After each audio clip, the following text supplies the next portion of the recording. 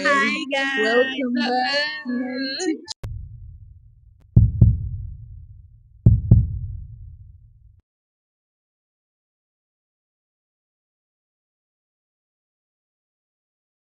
Hello, hello, hello. It's been such a long time, and honestly, I must say, I really very long unplanned break. That is not the purpose of today's video, so we would just cut to the chase. And yeah, and today we're going to be discussing something that we all can relate to, right? It's something that we all have, it's something that is very misunderstood, but most importantly, we can all relate to this, which is mental health. All right, and yeah, it's something we can all relate to, right? And yeah, right after that, we're going to narrow it down to suicide. Suicide is very sensitive and it's something that has so much stigma around it. You would agree with me. But we are going to bust myths, we are going to talk real risk factors, we're going to talk on prevention, how to help people that are experiencing it. And I'm going to share how God helped me in one of the darkest times of my life. Yeah, so stay tuned. All right, so let's get into the business of today. So, what is mental health in the first place? Mental health is one of the most used phrases in our generation, like or right now. So it feels like there's greater awareness of it, or but sadly, it's not actually so because it's just used a lot, but it's used wrongly in the first place. So I'll start by saying we all have mental health. There's nobody without mental health. It's just like saying someone doesn't have physical health. Like it doesn't make sense, right? We all have physical health, and our mental health is such that it exists as a continuum, meaning you are not.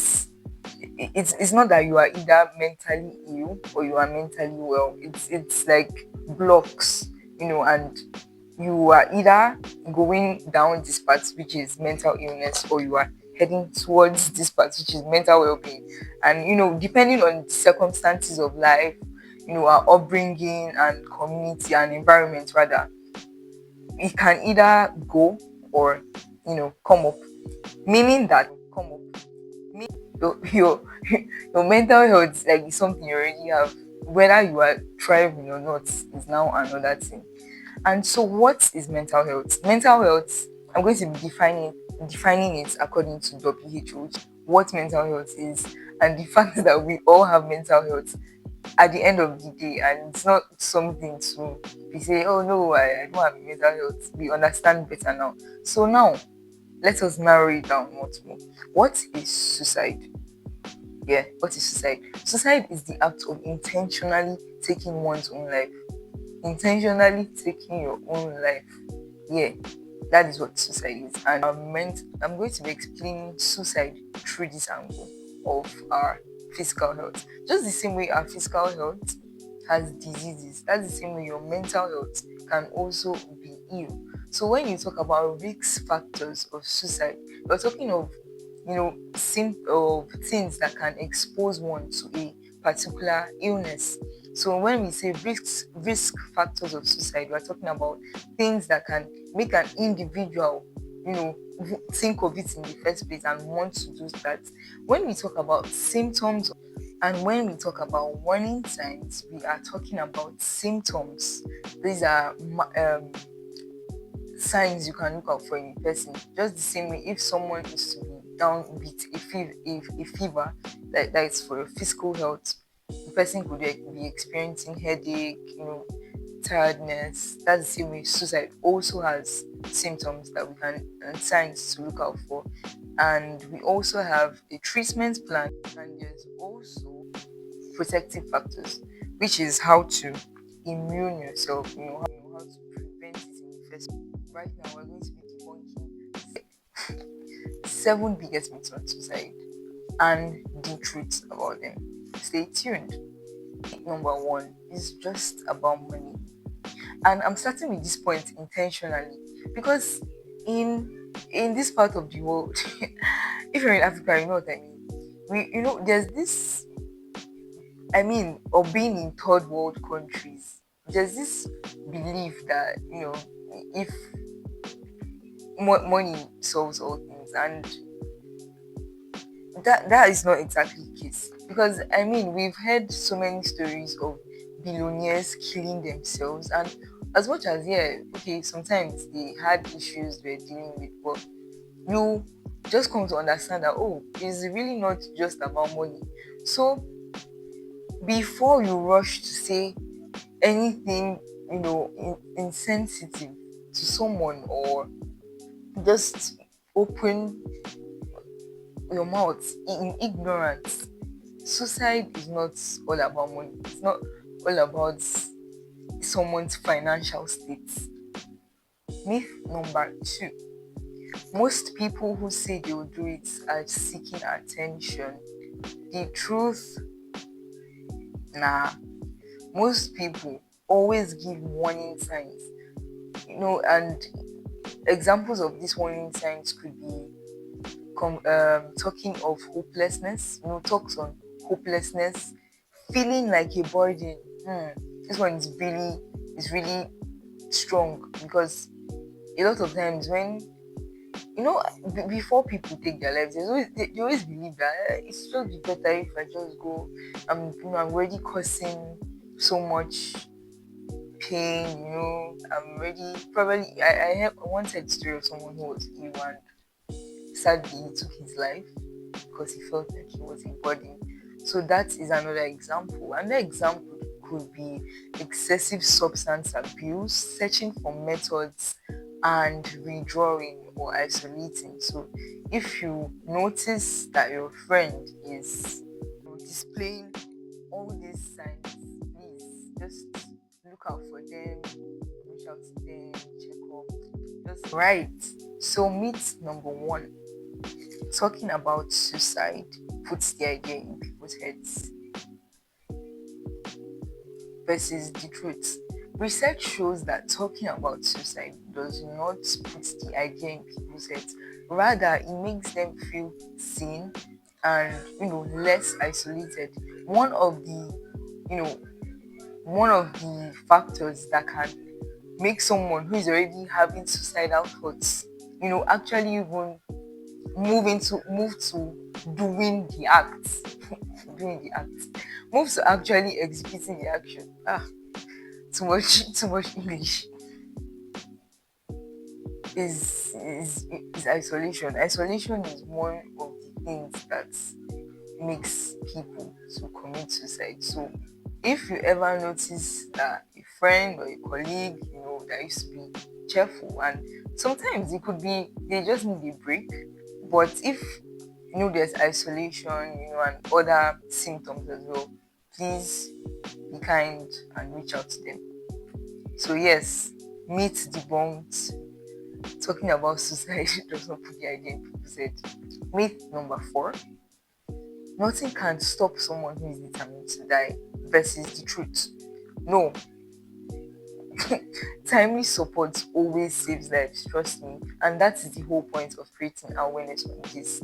So truly, people may be going through so much that you don't even know about. So no, don't say that, okay, this person went because he really wanted to go and he was just tired.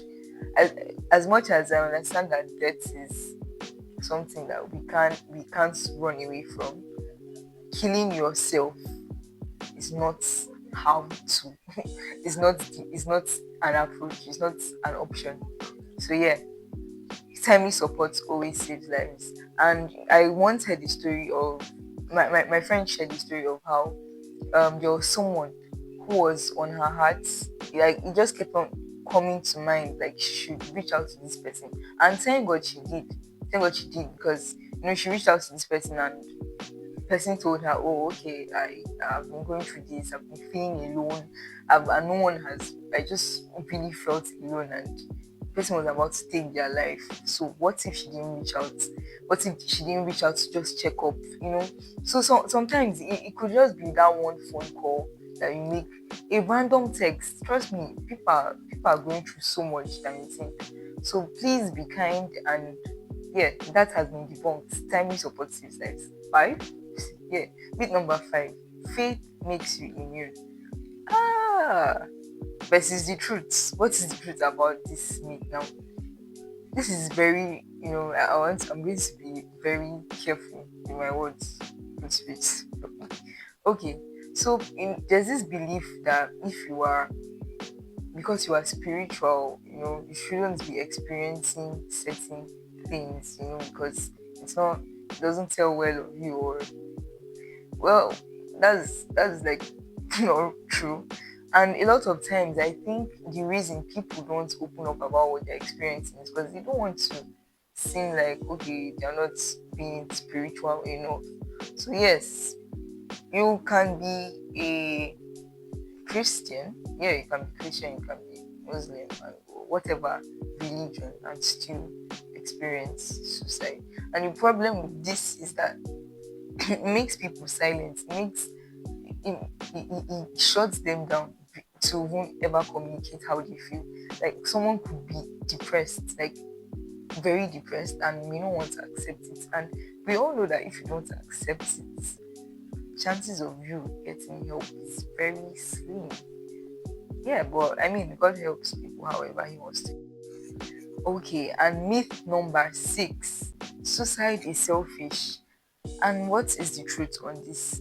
The truth is that anyone who is, anyone who has taken their life or is experiencing suicidal thoughts is actually just experiencing distorted thinking at that point in time, because they believe that they are being a burden. They believe that, oh, um my existence is causing so much pain to those around me.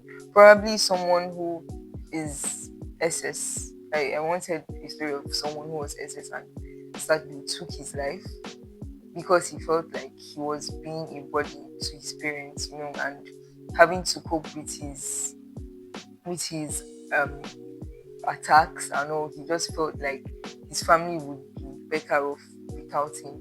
So their thinking is distorted, whereas that is not true. But they always feel like the world would be better without them. So that's what makes them do it. Myth number 7: young people are the only ones at risk.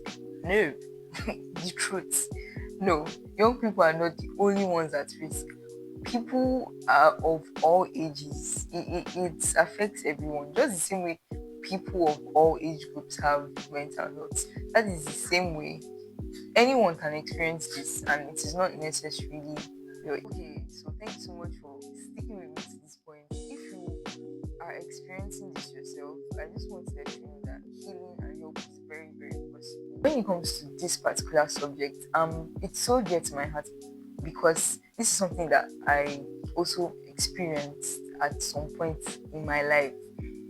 What's well, as much as I can't get into details on why I know, but I can tell I had and still have an amazing family. If you had looked at my life then, like, everything is going well, what's wrong with you actually? Well, that's why I know it is not normal, and that's why it's so dear to my heart, because I've seen people who have even more than I had still take their lives, and it's so painful because they simply don't know any better. So what really helped me was simply seeing my value through God's lens. I always felt like I was a body, like it made no difference if I was going to be alive or not, which was not true. So I I can totally get where you're coming from if you're experiencing it right now, and I just want to let you know that it's very possible. So even if you are not a believer like me and you don't share my faith, that's totally fine. But I just want to let you know that there's someone that cares about you so much that that sent his son to die for you. If you don't believe that, that's also fine. But just know that you are valuable. You are so valuable, and your life matters a whole lot. And that is why I made this video especially for you. If you are not experiencing this yourself, feels like the world is really cold right now, and everyone just wants to be on their own. But please, just choose to be different.